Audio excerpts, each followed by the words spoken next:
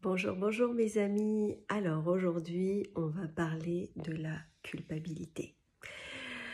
Oui, alors grand sujet qui ressort pour tout le monde en ce moment.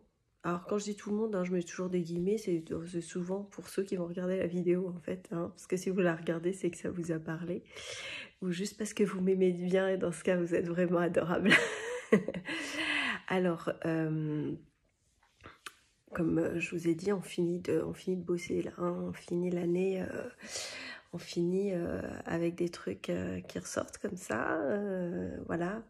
Mais voilà, ça c'est des trucs qui peuvent être un peu costauds parce que là, on va chercher un peu loin avec la culpabilité. Mais c'est bien de se libérer de ça. Donc en fait, je suis désolée, je vais lire un peu mes notes parce que je vous ai préparé enfin, quand je dis vous, ça m'inclut aussi parce que je travaille sur moi aussi. Donc en fait, j'ai préparé cette vidéo avec pour vous permettre justement de travailler sur cette ou ces culpabilités que vous pouvez avoir.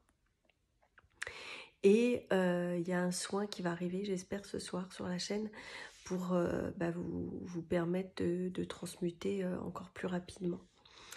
Alors, la culpabilité, petite définition, c'est l'impression réelle ou imaginaire, parce que les deux cas existent, d'avoir enfreint une ou plusieurs règles auxquelles on adhère. Parce que bien sûr, c'est en lien avec notre perception et notre carte du monde. C'est marrant, je mets toujours un temps avant de trouver ce mot-là. En tout cas, voilà, par rapport à ce qu'on a vécu, etc. Et donc, du coup, ce qui va se passer, c'est qu'on va se juger. Pas bien. On est souvent très dur avec nous-mêmes quand on se juge. Et on va créer un monologue intérieur. Et ça, c'est absolument terrible parce que du coup, le mental est en non-stop et puis on n'est pas souvent très gentil avec nous-mêmes quand on commence à se juger et à créer ce monologue intérieur.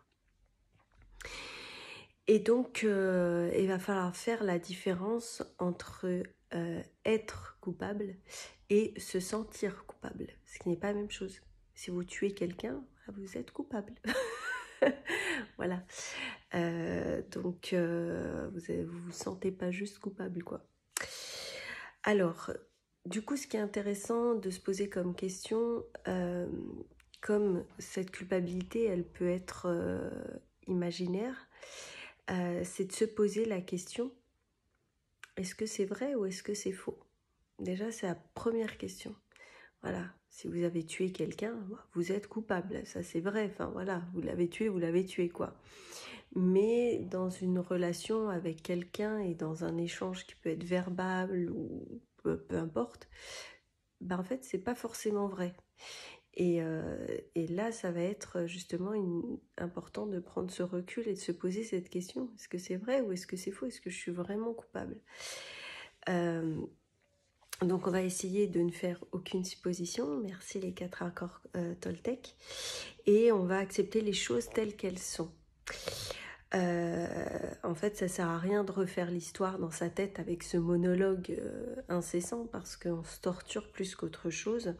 Donc en fait, ce que je vous propose, c'est de prendre un temps d'arrêt et de vous interroger sur ce qui vous fait vous sentir coupable afin d'identifier, de comprendre le ou les éléments donc qui vous font vous sentir comme ça. Alors ça va être important d'être gentil avec vous-même aussi, parce que comme je vous disais, on a tendance à se juger, mais si vous, dans ce contexte-là, soyez gentil avec vous-même. Prenez le temps de vous poser et de vous poser les bonnes questions. Alors, donc je vais vous proposer dans un premier temps 5 petites questions que vous pouvez noter ou faire pause sur la vidéo et répondre au fur et à mesure. Alors, la première question est de quoi je me sens coupable? Donc, pour pouvoir faire cette petite introspection que je vous propose, c'est de répondre à ces 5 questions. La première, de quoi est-ce que je me sens coupable? La deuxième, pourquoi est-ce que je me sens coupable? Ensuite, la troisième, que dois-je faire pour ne plus me sentir coupable? Et suite à la réponse que vous aurez posée là-dessus, posez-vous la question, est-ce réaliste? Ensuite, la quatrième, quelles sont mes autres options? Et la cinquième, comment transformer ma culpabilité en responsabilité? Parce que je vais y arriver. Contrairement à la culpabilité, en fait, la responsabilité nous donne du pouvoir et elle nous mène vers l'action et apporte du changement.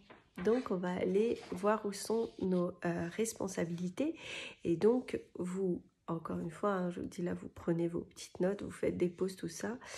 Vous allez trouver vos limites en listant vos responsabilités. Donc, que ce soit dans plusieurs situations, dans plusieurs relations, etc. Enfin, si vous avez des contextes très différents à chaque fois, mais des fois vous pouvez avoir un point qui va être commun dans toutes vos culpabilités et ça sera à vous de le définir en répondant aux questions. Donc là, il y a 4 dernières questions par rapport à votre responsabilité afin de trouver vos limites. Donc la première est quel est vraiment mon rôle face à cette personne, parce que en général quand on a une culpabilité c'est face à quelqu'un, c'est pas de nous par rapport à nous, hein. Ça peut. Voilà, vous pouvez vous sentir coupable, oui j'ai un truc qui me vient là par exemple, voilà vous faites un régime où vous voulez faire attention à ce que vous mangez et puis un jour vous craquez et vous allez manger un paquet de gâteaux, une tablette de chocolat, un paquet de chips, je sais pas. Vous pouvez vous sentir coupable. Et là, donc, c'est vous par rapport à vous, quoi. Hein. Donc, ça peut aussi être comme ça. Et donc on en revient de toute façon toujours au même, de trouver ses limites. Mais bon, voilà, là, je vais le faire comme s'il y avait une personne en face de vous, mais ça peut être vous-même, bien sûr. Donc la deuxième chose, c'est où commence et où s'arrête la responsabilité de l'autre. Et puis la mienne, bien sûr. Donc voilà, encore une fois, par rapport à une situation donnée, voilà, c'est important de voir quelles sont les limites. Ensuite, la troisième question, c'est est-ce raisonnable d'aller jusqu'au bout de ses forces pour aider l'autre? Voilà. Je pense que la réponse va être assez rapide. Et donc du coup, la quatrième et la dernière, c'est devrais-je plutôt me rendre responsable de prendre soin de moi-même? Voilà, je pose la question parce que je veux vous le mettre en conscience. Et voilà, parce que quand on se rend plus responsable de prendre soin de nous-mêmes, en fait, on est plus en mesure de pouvoir aider les autres et de pouvoir être dans l'accueil des événements, des discussions, des situations et voilà, on devient maître de nous-mêmes et ça, c'est bien de devenir souverain. Voilà mes amis, je vous embrasse et je vous envoie ce soir, je pense que ça va arriver ce soir, le soin qui va avec la culpabilité. Et vous allez voir qu'il dure un petit peu plus longtemps que les autres parce que c'était nécessaire. Voilà, vous ferez ce qui est juste pour vous. Et une petite remarque aussi par rapport aux soins, parce que j'ai des personnes souvent qui me disent « ouais, je me suis endormie » et qui culpabilisent de s'être endormie et de se dire « ouais, j'ai pas pu faire le soin ».